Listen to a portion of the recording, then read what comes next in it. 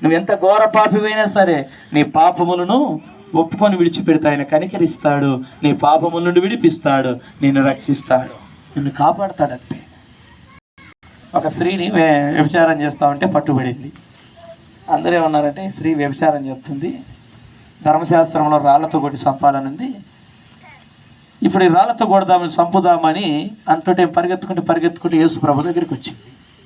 యేసుప్రభు దగ్గరికి వచ్చేసరికి వాళ్ళ ఆలోచన ఏంటంటే ఈయన భలే నీతి వాక్యాలు చెప్తున్నాడు కదా, కానీ మన ధర్మశాస్త్రం అంటే రాళ్లతో కొట్ట చంపాలని ఉంది కదా, ఇప్పుడు ఈ ప్రభు ఏమి చెప్తాడో చూద్దామని మాటలలో ఆయన చిక్కులు పరచాలని ఆయన ఎదుటికి వచ్చి ఇప్పుడు ధర్మశాస్త్రంలో ఇలా రాళ్లతో కొట్టి చంపాలని ఉంది, ఇప్పుడు నువ్వేం చెప్తావని చెప్తే ఆయన అన్నాడు, తల వంచి ఏదో రాస్తున్నాడు, మీలో పాపం లేనివాడు మొదటి రాయి ఆ మీద వేయండి అంటే అందరు రాళ్ళు పట్టుకొని వచ్చినారు. ఎందుకు?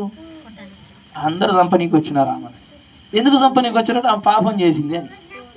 ప్రభు ఏం చెప్పాడంటే మీలో పాపం చేయని వాడు మొదటి రాయి ఆమె మీద వేయి అనే ఒక మాట అనేసరికి ఈయన తల అయితే చూస్తాడు, ఎవరు లేరు. అమ్మా లేరంటే వారు లేరయ్యా, ఏమ్మా వారిని శిక్షించాలంటే వారు నన్ను శిక్షించలేదయ్యా. అందరూ వెళ్ళిపోయినారు, అందరు రాళ్ళు అక్కడ పడేసి వెళ్ళిపోయినారు. ఇప్పుడు ప్రభు అంటున్నాడు, నేను కూడా నిన్ను శిక్షించనమ్మా, ఇక వెళ్ళి నువ్వు పాపము చేయవద్దు. దేవుని యుద్ధకు వచ్చిన తర్వాత ఇక పాపము చేయొద్దు అనే ఒక మాట దేవుడు మాట్లాడాడు.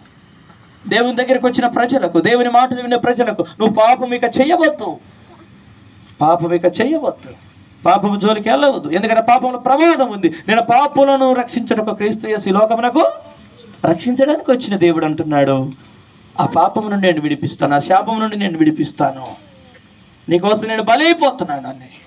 ప్రియులారా, విలువైన రక్తాన్ని ఆయన మన కోసం చిందించినాడు.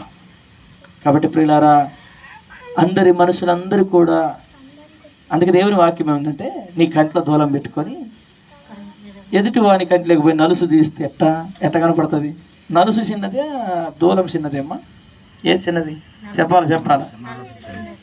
నలుసు చిన్నది. ఇప్పుడు దూలం వాళ్ళ కంట్లో పెట్టుకొని నలుసు తీసే ప్రయత్నం చేస్తున్నారట. కనపడుతుందా నలుసు?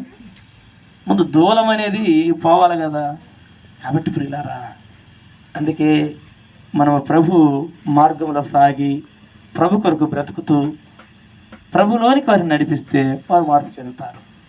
అంతేగాని మన జీవితం మార్చుకోకుండా, మన బ్రతుకు మార్చుకోకుండా, మన మాటలు మార్చుకోకుండా, మన విధానాలు మార్చుకోకుండా మీరు నమ్ముకోండి ఎవరు నమ్ముకోరు. ఎందుకని? ప్రభువు ప్రార్థన పోతున్న మీరే ఇలా ఉన్నారే, మీ మనసు మారలేదు, మీ ఆలోచనలు మారలేదు, మీ పద్ధతులు మారలేదే.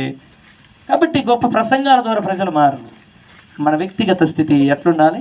పరిశుద్ధమైన జీవితాన్ని జీవిస్తూ ఇలా బ్రతకాలి అంతే. ఇంకా ప్రభు కోసం అలా బ్రతకాలి, ప్రభు కోసం బ్రతకాలి, పాపమును విడిచిపెట్టాలి. అలా ప్రభు ఒకటే మాట, ఇక వెళ్ళి నువ్వు పాపము